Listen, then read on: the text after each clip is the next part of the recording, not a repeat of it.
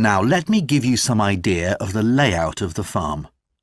The building where you bought your tickets is the new barn immediately to your right, and we're now at the beginning of the main path to the farmland, and of course the car park is on your left. The scarecrow you can see in the car park in the corner beside the main path is a traditional figure for keeping the birds away from crops.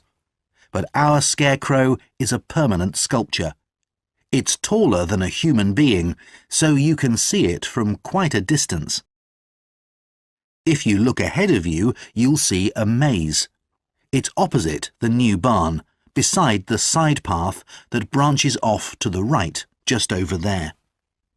The maze is made out of hedges which are too tall for young children to see over them, but it's quite small, so you can't get lost in it. Now, can you see the bridge crossing the fish pool further up the main path? If you want to go to the cafe, go towards the bridge and turn right just before it. Walk along the side path and the cafe's on the first bend you come to. The building was originally the schoolhouse, and it's well over 100 years old. As you may know, we run skills workshops here, where you can learn traditional crafts like woodwork and basket making. You can see examples of the work and talk to someone about the courses in the Black Barn. If you take the side path to the right, here, just by the new barn, you'll come to the Black Barn, just where the path first bends. Now, I mustn't forget to tell you about picnicking, as I can see some of you have brought your lunch with you. You can picnic in the field, though do clear up behind you, of course. Or if you'd prefer a covered picnic area, there's one near the farmyard, just after you cross the bridge. There's a covered picnic spot on the right. And the last thing to mention is Fiddy House itself. From here you can cross the bridge, then walk along the footpath through the field to the left of the farmyard. That goes to the house, and it'll give you a lovely view of it. It's certainly worth a few photographs, but as it's a private home, I'm afraid you can't go inside. Right, well, if you're all ready, we'll set off on our tour of the farm. That is the end of section 2.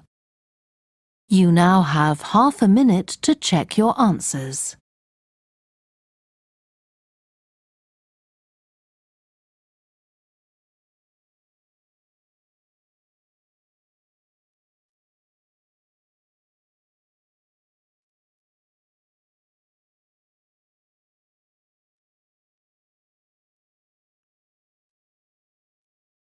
Now listen and answer questions 17 to 20.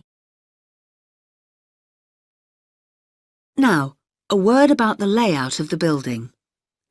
The auditorium, stage and dressing rooms for the actors are all below ground level. Here on the ground floor, we have most of the rooms that the public doesn't see. The majority are internal, so they have windows in the roof to light them. Standing here in the foyer, you're probably wondering why the box office isn't here, where the public would expect to find it. Well, you might have noticed it on your way in. Although it's part of this building, it's next door, with a separate entrance from the road. For the theatre manager's office, you go across the foyer and through the double doors. Turn right, and it's the room at the end of the corridor, with the door on the left. The lighting box is where the computerized stage lighting is operated, and it's at the back of the building. When you're through the double doors, turn left, turn right at the water cooler, and right again at the end. It's the second room along that corridor. The lighting box has a window into the auditorium, which of course is below us. The artistic director's office is through the double doors, turn right, and it's the first room you come to on the right-hand side. And finally, for the moment, the room where I'll take you next, the relaxation room. So, if you'd like to come with me. That is the end of section 2. You now have half a minute to check your answers.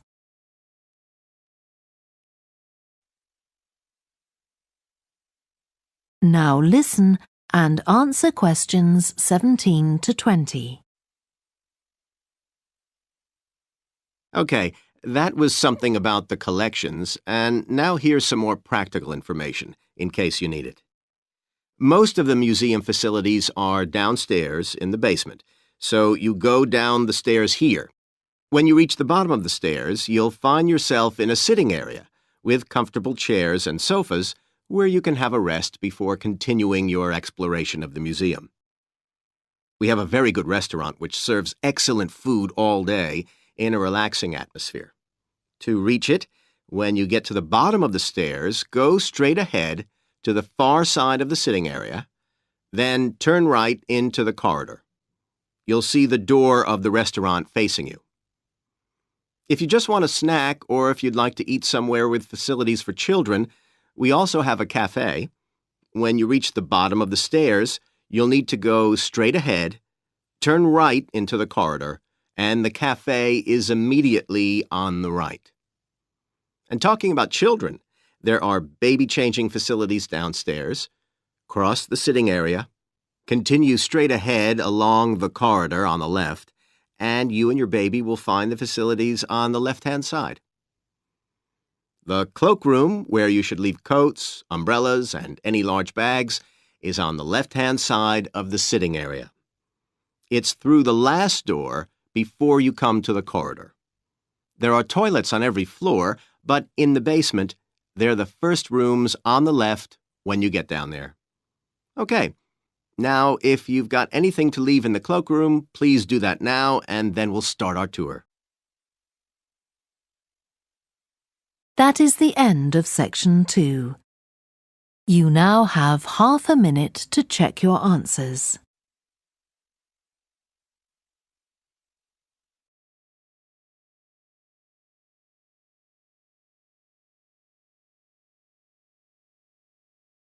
Now listen and answer questions 15 to 20.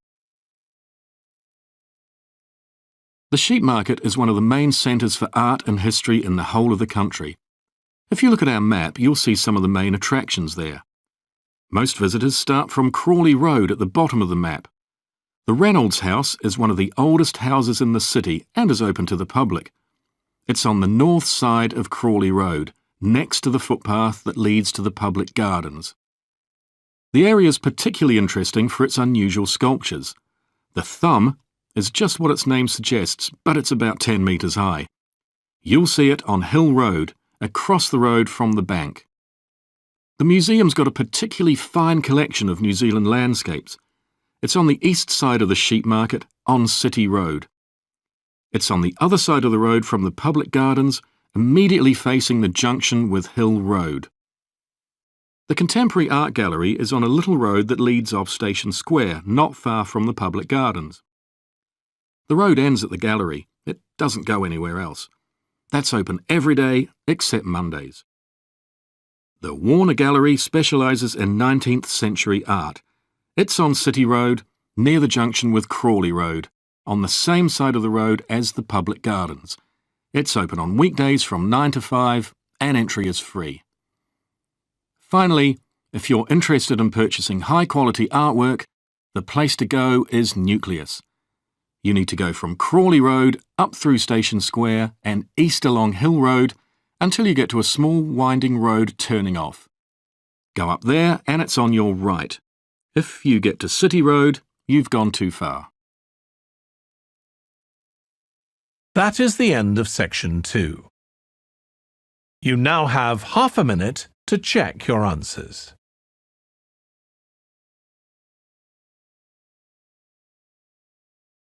Now listen and answer questions 14 to 20. OK, so this slide shows a map of the central area of Cranford with the High Street in the middle and School Road on the right. Now, we already have a set of traffic lights in the High Street at the junction with Station Road, but we're planning to have another set at the other end at the School Road junction to regulate the flow of traffic along the High Street. We've decided we definitely need a pedestrian crossing. We considered putting this on School Road just outside the school, but in the end we decided that could lead to a lot of traffic congestion. So we decided to locate it on the High Street, crossing the road in front of the supermarket. That's a very busy area, so it should help things there. We're proposing some changes to parking.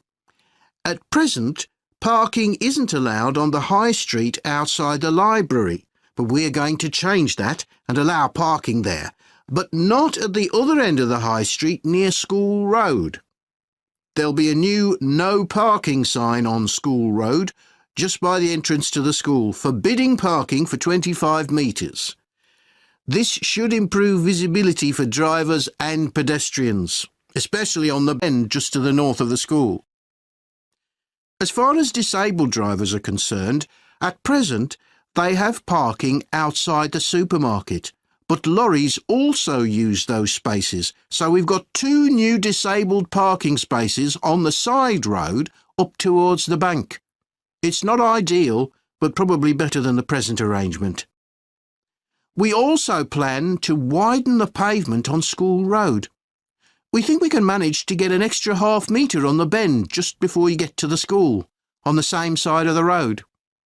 Finally, we've introduced new restrictions on loading and unloading for the supermarket, so lorries will only be allowed to stop there before 8 a.m. That's the supermarket on School Road. We kept to the existing arrangements with the High Street supermarket. OK, so that's about it. Now, That is the end of section 2. You now have half a minute to check your answers.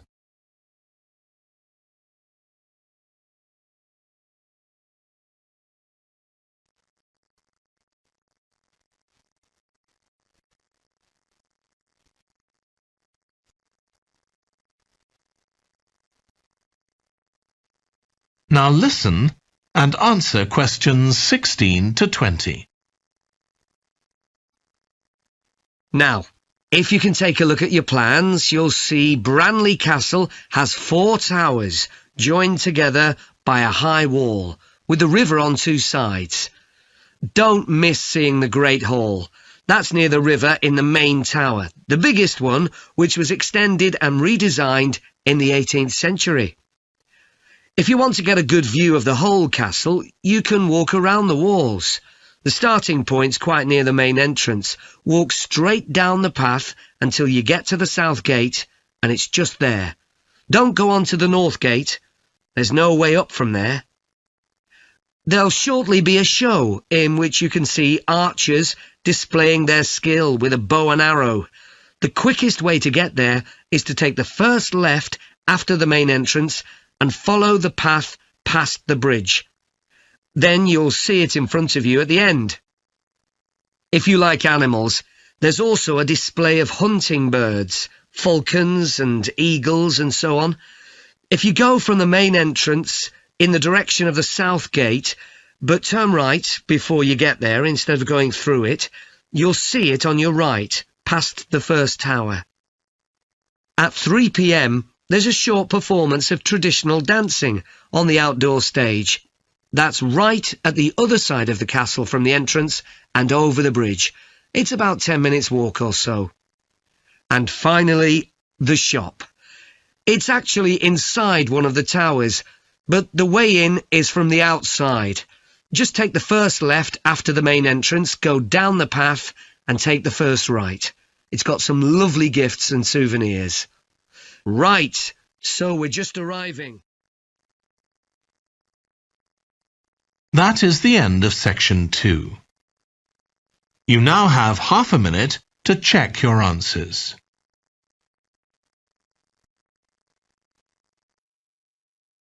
Now listen and answer questions 15 to 20. OK, let me tell you about some of the changes that have been made and some things that have been retained. If you look at this map, you'll see the familiar outline of the park, with the river forming the northern boundary, and a gate in each of the other 3 walls. The statue of Diane Gosforth has been moved. It used to be close to the south gate, but it's now immediately to the north of the lily pond, almost in the centre of the park, which makes it much more visible. There's a new area of wooden sculptures, which are on the riverbank, where the path from the east gate makes a sharp bend. There are 2 areas that are particularly intended for children. The playground has been enlarged and improved, and that's between the river and the path that leads from the pond to the river. Then there's a new maze, a circular series of paths separated by low hedges. That's near the west gate. You go north from there towards the river and then turn left to reach it. There have been tennis courts in the park for many years, and they've been doubled, from 4 to 8. They're still in the southwest corner of the park, where there's a right-angle bend in the path. Something else I'd like to mention is the new fitness area. This is right next to the lily pond on the same side as the west gate. Now, as you're all gardeners, I'm sure you'll like to hear about the plants that have been chosen for the park. That is the end of part 2. You now have 30 seconds to check your answers to part 2.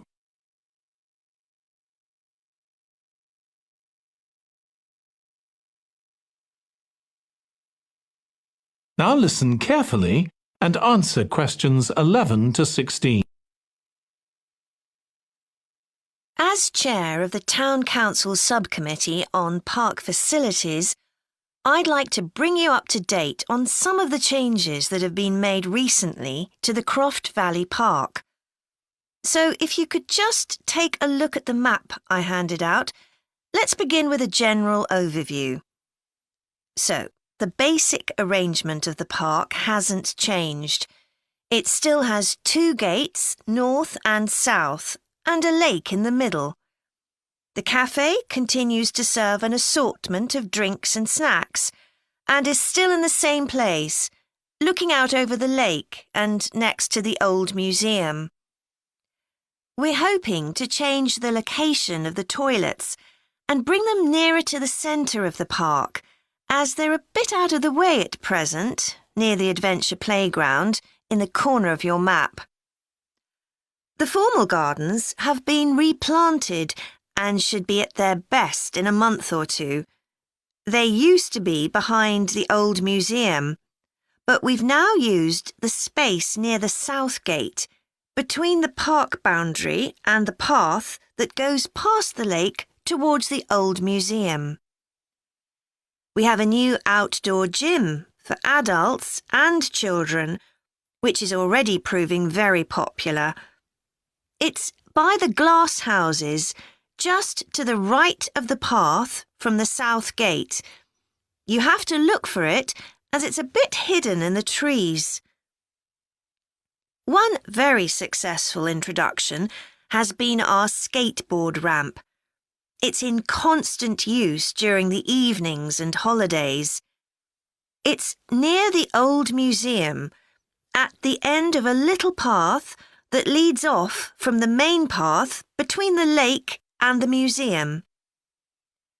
We've also introduced a new area for wild flowers to attract bees and butterflies. It's on a bend in the path that goes round the east side of the lake, just south of the adventure playground. Before you hear the rest of the presentation, you have some time to look at questions 17 to 20.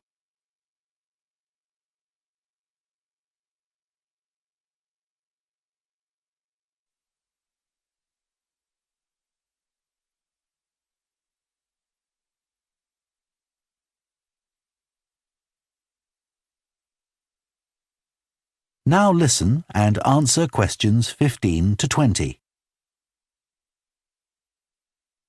OK, now I'll briefly help you to orientate yourselves around the site. As you can see, we're in the reception area, which we try to make attractive and welcoming to visitors. There's a corridor running left from here, and if you go along that, the door facing you at the end is the entrance to the coffee room. This looks out onto the main road on one side and some trees on the other, and that'll be where you meet each morning. The factory is the very big room on the far side of the site. Next to it is the warehouse, which can be accessed by lorries going up the road to the turning area at the end. You can get to the warehouse by crossing to the far side of the courtyard, and then the door is on your right. Somewhere you'll be keen to find is the staff canteen. This is right next to reception. I can confidently say that the food's very good, but the view isn't. The windows on one side look onto a corridor and courtyard, which aren't very attractive at all, and on the other onto the access road, which isn't much better. You'll be using the meeting room quite often, and you'll find it by walking along the corridor to the left of the courtyard and continuing along it to the end. The meeting room is the last one on the right, and I'm afraid there's no natural daylight in the room. Then you'll need to know where some of the offices are. The Human Resources Department is at the front of this building. So you head to the left along the corridor from reception, and it's the second room you come to. It looks out onto the main road. And finally, the boardroom, where you'll be meeting sometimes. That has quite a pleasant view, as it looks out onto the trees. Go along the corridor past the courtyard, right to the end. The boardroom is on the left, next to the factory. OK, now, are there any questions before we move? Now listen and answer questions 15 to 20. So next on the agenda is proposals for improvements to the recreation ground. Councillor Thornton again. Well, since we managed to extend the recreation ground, we've spent some time talking to local people about how it could be made a more attractive and useful space. If you have a look at the map up on the screen, you can see the river up in the north and the community hall near the entrance from the road. At present, cars can park between the community hall and that line of trees to the east, but this is quite dangerous for pedestrians, so we're suggesting a new car park on the opposite side of the community hall, right next to it. We also have a new location for the cricket pitch. As we've now purchased additional space to the east of the recreation ground, beyond the trees, we plan to move it away from its current location, which is rather near the road, into this new area beyond the line of trees. This means there's less danger of stray balls hitting cars or pedestrians. We've got plans for a children's playground, which will be accessible by a footpath from the community hall and will be alongside the river. We'd originally thought of having it close to the road, but we think this will be a more attractive location. The skateboard ramp is very popular with both younger and older children. We had considered moving this up towards the river, but in the end we decided to have it in the southeast corner near the road. The pavilion is very well used at present by both football players and cricketers. It will stay where it is now, to the left of the line of trees and near to the river, handy for both the football and cricket pitches. And finally, we'll be getting a new notice board for local information, and that will be directly on people's right as they go from the road into the recreation ground. That is the end of Part 2. You now have half a minute to check your answers to Part 2.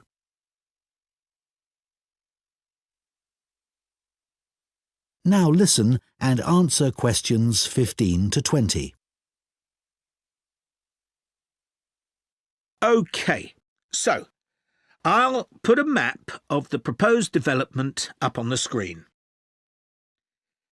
You'll see it's bounded on the south side by the main road, which then goes on to Nunston. Another boundary is formed by London Road on the western side of the development. Inside the development, there'll be about 400 houses and 3 apartment blocks.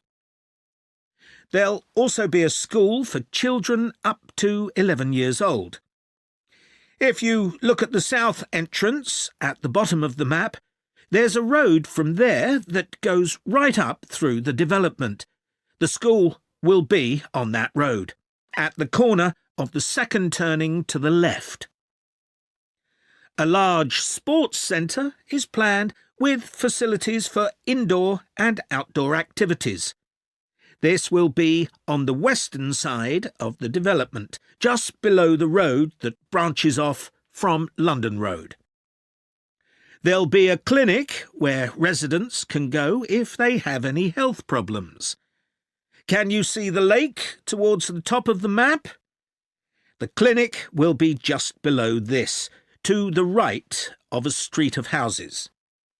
There'll also be a community centre for people of all ages. On the northeast side of the development, there'll be a row of specially designed houses specifically for residents over 65, and the community centre will be adjoining this. We haven't forgotten about shopping. There'll be a supermarket between the 2 entrances to the development. We're planning to leave the 3 large trees near London Road, and it'll be just to the south of these. It's planned to have a playground for younger children.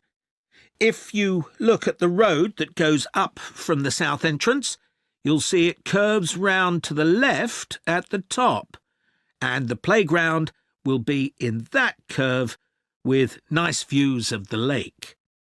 OK, so, now, does anyone have any questions?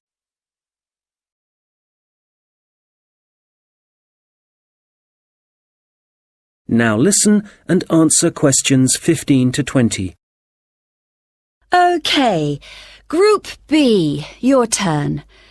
Does everyone have a copy of the plan? Oh, great. OK. We'll all be meeting in the car park. That's on the bottom of the plan. See? Now, if you've been assigned to the vegetable beds, to get there, you go out of the car park and go up the footpath until you reach the circle of trees. There they are, in the middle of the plan. And you see that the footpath goes all the way around them. Well, on the left-hand side of that circular footpath, there's a short track which takes you directly to the vegetable beds. You can see a bamboo fence marked just above them. All right? OK, if you're helping out with the beehives, pay attention. Look again at the circle of trees in the middle of the plan and the footpath that goes around them. On the right side of that circle, you can see that the footpath goes off in an easterly direction, heading towards the right-hand side of the plan. And then the path splits into 2, and you can either go up or down. You want the path that heads down.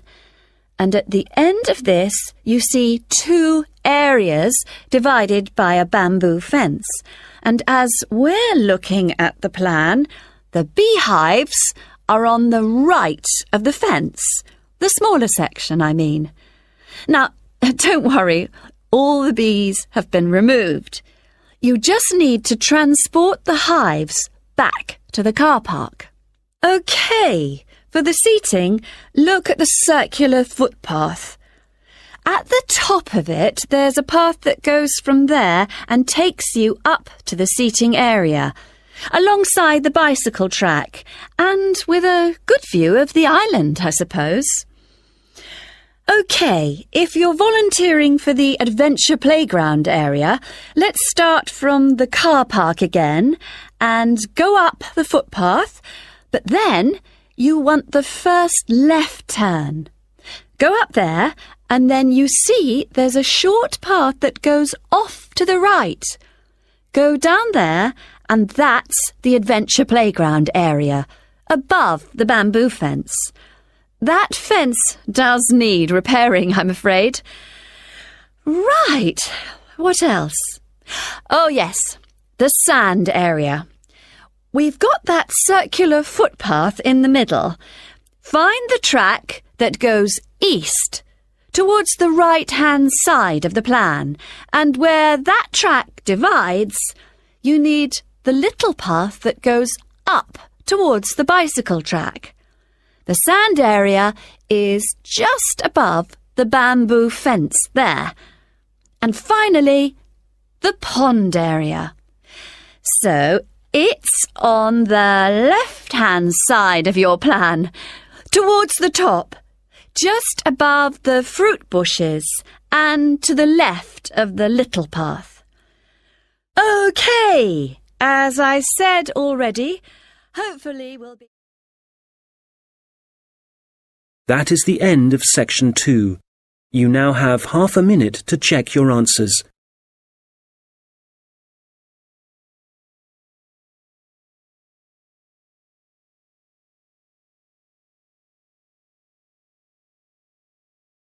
Welcome to everyone here. I hope you enjoy your stay in our village and enjoy the local scenery. I'll tell you a bit about the forest and mountain tracks in a minute. But first, I'll just give you an idea of where everything is in the village. So, we're here in the Tourist Information Center, and when you come out of the center, you're on Willow Lane, just opposite the pond. If you want to get to the supermarket for your supplies of food and water, go right. That's the quickest way, and then turn right at the top of Willow Lane.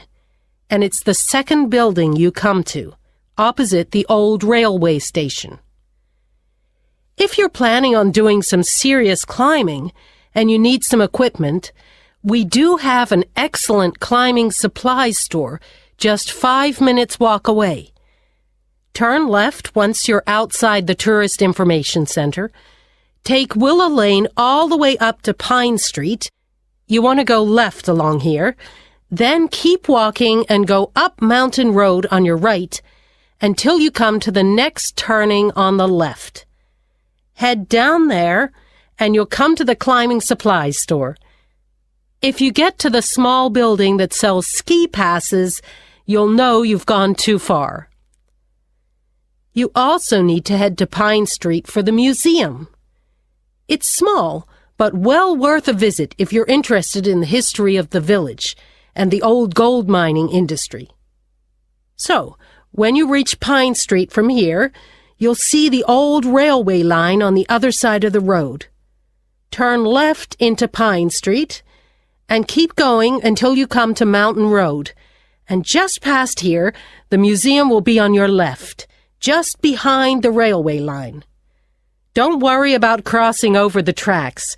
The train stopped running through here in 1985. If you're planning on following one of the easier forest walks, you might like to hire a bicycle. To get to the hire shop, again, you need to head to Pine Street. On the left-hand side of Pine Street, you'll see the town hall.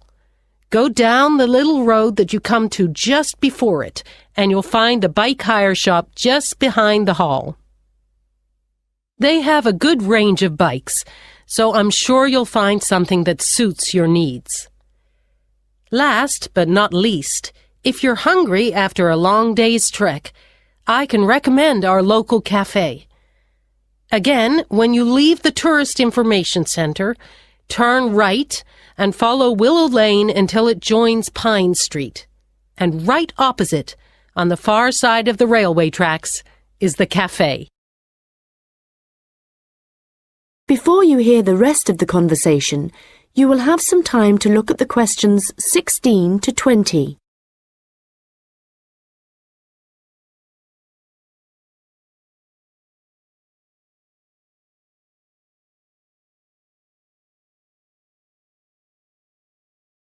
Now listen and answer questions 17 to 20. Now, let me just tell you a bit about what you can see in the sculpture park. If you look at your map, you'll see the visitor centre, where we are now, at the bottom, just by the entrance. Since we only have an hour, you might not be able to get right around the park, but you can choose to visit some of the highlights. You might like to take a look at the Joe Tremaine sculptures, which are displayed on this side of the upper lake, just behind the education centre and near the bridge. They're really impressive, but please remember not to let your children climb on them. One of our most popular exhibitions is the Giorgio Catalucci bird sculptures. They're just across the bridge on the north side of the lower lake. I love the way they're scattered around in the long grass beside the lake, looking as if they're just about to take to their wings. You could also go to the garden gallery. It's on this side of the upper lake. From the visitor centre, you go to the education centre, then keep on along the path and you'll see it on your right. There's an exhibition of animal carvings there which is well worth a look. We also have the Longhouse. That's quite a walk. From here, you go to the bridge and then turn left on the other side. Soon you'll see a winding pathway going up towards the northern boundary of the park. Go up there and you'll find it at the top. They have some abstract metal sculptures that are well worth seeing if you have time. OK, well, now, if you... That is the end of section 2. You now have half a minute to check your answers.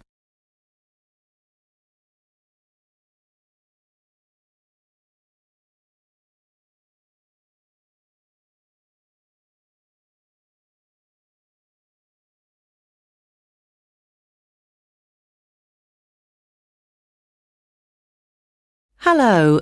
As some of you know, I'm Elaine Marriott, the head of the college's Learning Resource Centre. We've invited all of you taking evening classes and leisure activities to come and see the changes we've made to the centre in the last month. One major change we've made here on the ground floor is to the layout, as you can see from looking around you. I'm sure you'll recognise the desk. That's still in the same place, as it has to be just inside the door. But you'll see that there are now periodicals on the shelves in the corner behind the desk. We've brought them nearer the entrance because so many people like to come in just to read magazines. We now stock a far wider range of periodicals than we used to, so we've decided to separate them from newspapers. This means the newspapers are now just the other side of the stairs, near the study area. Now, another thing is that we've brought the computers downstairs. People used to complain about having to go upstairs to use them. So they're now at the far side of the building on the right, in the corner overlooking the car park. We've now got an extra photocopier. So, as well as the one upstairs, there's one down here. You can see it right opposite the entrance, by the wall on the far side. The biggest change, though, and one I'm sure many of you will welcome, is that we now have a cafe at last. We've been asking for one for years. If you turn right, as soon as you get past the desk, you'll see the door ahead of you. It became possible to have a cafe because the building has been extended and we've now got a new office and storeroom area. What else should I tell you about before we walk round? Oh yes, we've had so many requests for books on sport that we've bought a lot more, and they're all together immediately to the right of the entrance. Before you hear the rest of the conversation, you will have some time to look at the questions 16 to 20.